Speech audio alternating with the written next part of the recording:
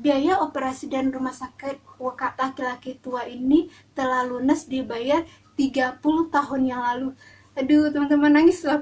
Bayangin ini loh, si kakek ini berinfak atau bersedekah membantu si anak yang si anak yang 30 tahun yang lalu dia bantu karena mencuri obat-obatan untuk ibunya. Assalamualaikum warahmatullahi wabarakatuh. Terima kasih teman-teman masih setia di channel saya, dan yang baru saja mampir di channel saya silahkan lihat video-video yang lain. Oh ya, saya mohon maaf karena baru kali ini bisa membuat video lagi setelah sekian lama absen. Insya Allah setelah hari ini rutin lagi membuat video, doakan ya teman-teman. Sebagaimana video-video saya sebelumnya, kisah nyata tentang keajaiban sedekah, kali ini saya juga akan memberikan video kisah nyata tentang keajaiban sedekah yang sangat inspiratif sekali. Saya akan yakin sekali ini sangat inspiratif sekali dan mungkin akan mengundang banyak tangisan. Jadi silakan siapkan tisu, silakan nonton di depan laptop Anda, di depan handphone Anda, dan tonton video ini sampai habis ya. Oke, tanpa berpanjang lebar, saya akan memulai ceritanya. Oke, saya menonton sebuah video di sosmed gitu lah, dan ini sangat bagus sekali, sangat inspiratif sekali. Bagaimana kisah nyata tentang keajaiban sedekah ini bisa di kisah ini, di video ini menceritakan gini loh, dengan kedermawanan seseorang yang bersedekah ini akhirnya bisa menyelamatkan nyawa seorang ibu, menyelamatkan masa depan seorang anak yang masih kecil sekali, yang mungkin kalau dia tidak melakukan ini, mungkin si ibunya ini akan meninggal secara sia-sia dan si anak ini akan menjadi seorang gembel atau seorang yang kriminal, bisa dibilang seperti itu. Bagaimana tidak? Oke, tonton videonya sampai habis ya. Begini ceritanya, pada suatu hari di suatu pasar nih, kalau pasar kan banyak tuh, di tempat ini menceritakan pasar ini berjualan berbagai macam, ada jualan makanan, ada jualan pakaian, ada juga jualan obat-obatan semacam apotek ya, rumah toko obat lah gitu.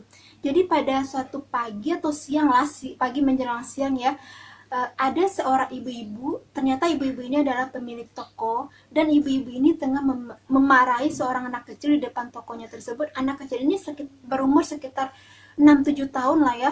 Jadi ibu-ibu ini memaki anak kecil tersebut sampai menempelkan kepalanya seperti inilah ya. Terus si ibu-ibu ini memegang sebuah bukan sebuah ya, di tangan si ibu ini ada, di tangan kanannya ada botol obat, di tangan kirinya ada 2 slice obat. Slice obat itu saya nggak tahu ya, yang penting itu. Jadi karena si ibu-ibu ini berteriak memaki anak itu di depan tokonya, ya mengundang perhatian banyak orang, apalagi itu di pasar ya. Tanpa diduga ada seorang bapak-bapak yang juga seorang pedagang di pasar tersebut. Jadi bapak itu adalah penjual sayur sop dan penjual bapau juga gitu lah, penjual bubur dan penjual bapau juga. Jadi si bapak ini karena dia kasihan lah, jangankan si bapak itu, saya juga kasihan, bagaimana dengan Anda. Jadi si bapak ini bertanya kepada si ibu-ibu ini, kenapa dia memarahi anak kecil tersebut sampai dia menampar gini ya, menempel gitu. Dan anak kecil ini adalah seorang anak laki-laki, dan dia hanya berdiri dan dia tertunduk seperti ini. Dan saya merasa itu sangat mengenaskan sekali deh. Saya tidak mendukung tindakan kriminal, apalagi itu semacam sebelah pencurian atau maling ya. Tapi tidakkah kita bertanya nih, sebagai manusia yang punya hati nurani, pada saat ada seorang anak kecil nih, dianggaplah dia mungkin oke, saya lanjut lagi ceritanya ya, nanti dibahasnya ini. Jadi si bapak itu bertanya kepada si ibu pemilik toko obat ini, kenapa dia memarahi anak ini. Kemudian si pemilik toko obat itu mengatakan, karena si anak ini setelah mencuri 1 botol obat batuk dan 2 slice obat sakit kepala di toko saya. Terus si ibu ini bilang lagi kepada bapak itu, kalau dia kecil-kecil aja dia sudah mencuri, mau jadi apa dia besarnya nanti, makanya saya marah itu. Si bapak ini, si laki-laki ini yang sudah berumur ini setengah abad gitulah ya, mungkin sekitar segitu, dan dia juga mempunyai anak sebesar yang si laki-laki ini, tapi anaknya perempuan.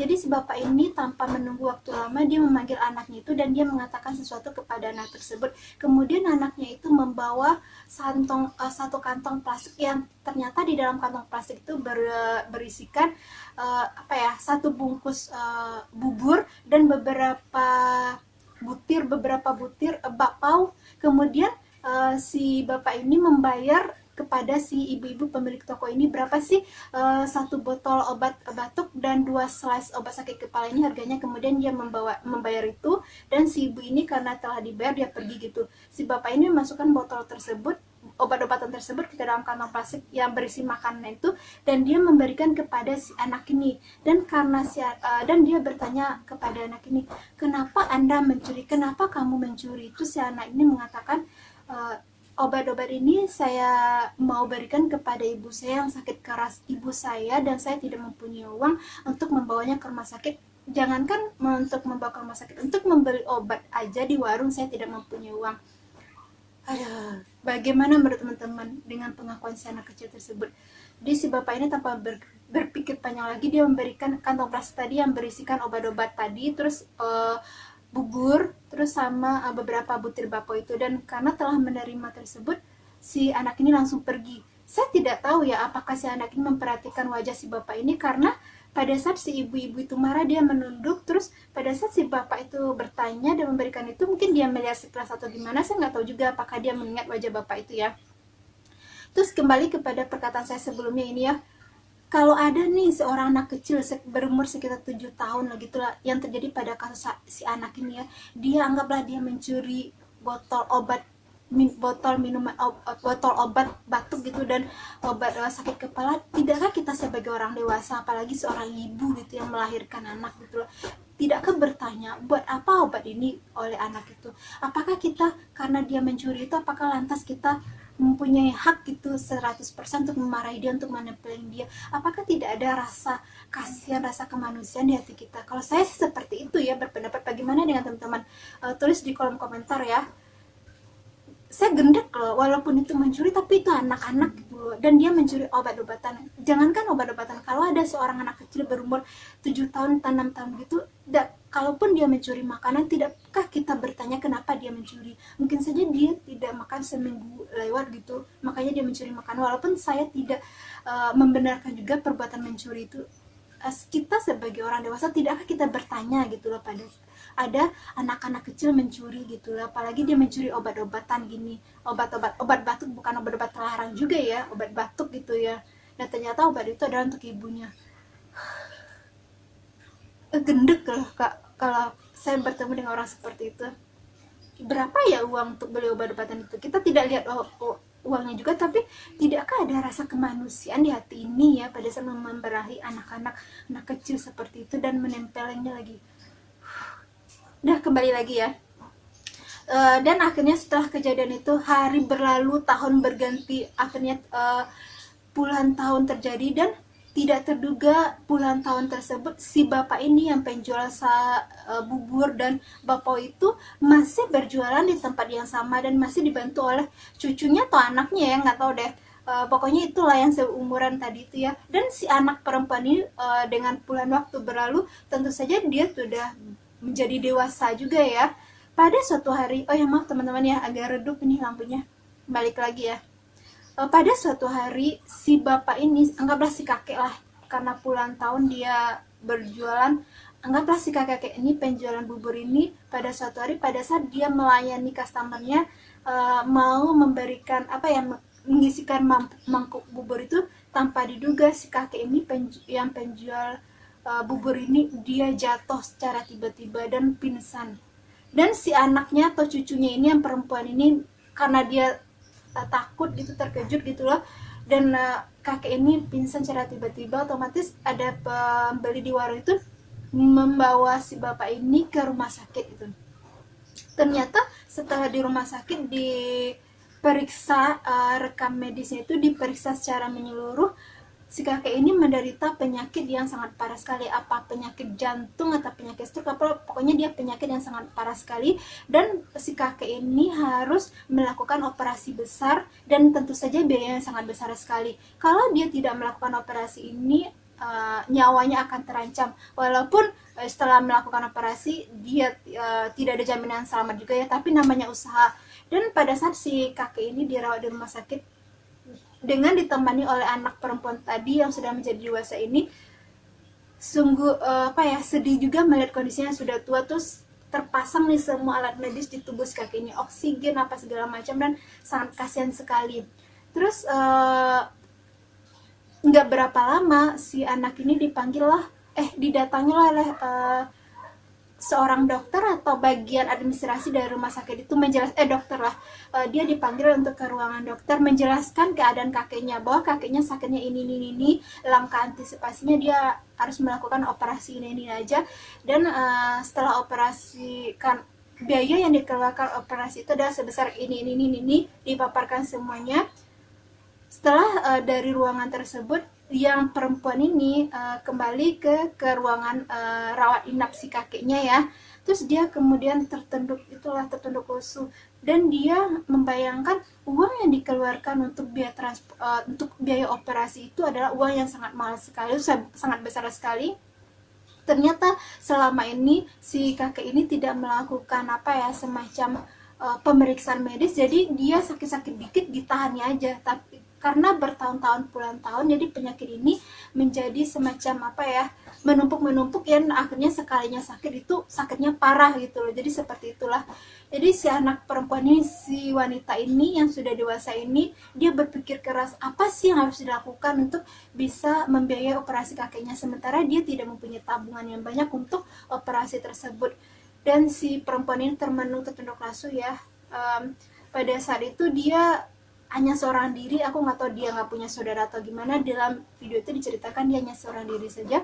Kemudian si perempuan ini pada suatu waktu dia pulang ke rumah, kan dia tidak mungkin menemani kakek itu, dia juga harus berpikir nih untuk mendapatkan pinjaman uang dari mana aja.